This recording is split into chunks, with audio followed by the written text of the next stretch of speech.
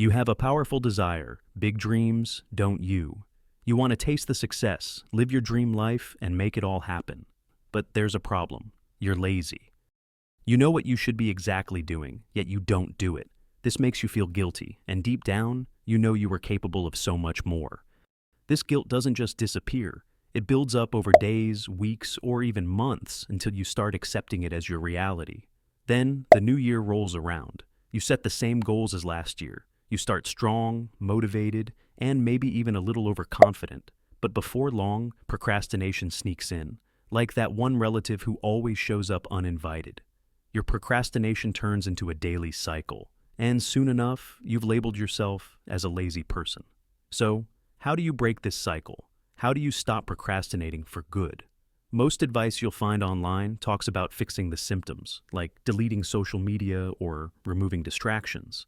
Sure, these things can help for a while, but they don't address the real problem. The real issue behind procrastination can be summed up in one word: inertia.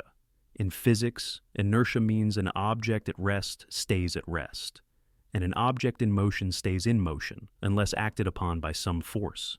This is Newton's first law of motion, and it applies to tasks just like it applies to objects. Starting any task, no matter how small, takes an initial push. This is where we get stuck. We make that first step seem so big and hard in our minds that we avoid it altogether. Instead, we distract ourselves with easy activities that give us quick bursts of dopamine. To beat procrastination, you need to overcome inertia. And there are two simple ways to do this. 1. Start small.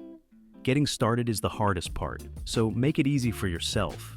Reduce the stakes and take the smallest possible step. For example, if you have to write a 5,000-word essay, don't think about the entire thing. Instead, just commit to writing 50 words. That feels much more manageable and less overwhelming. 2.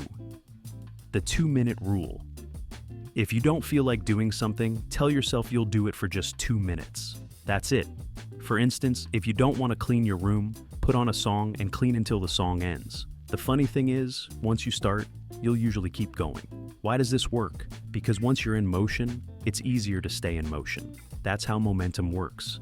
At first, it might feel like you're pushing a heavy ball uphill, but once you get past the initial resistance, it's smooth sailing downhill. The key is to make the first step as small and simple as possible. You can use these methods in any part of your life, whether it's exercising, working on a side project, improving your relationships, or anything else. As Martin Luther King Jr. once said, you don't have to see the whole staircase, just take the first step. Thanks for watching this video. Do subscribe for more helpful content.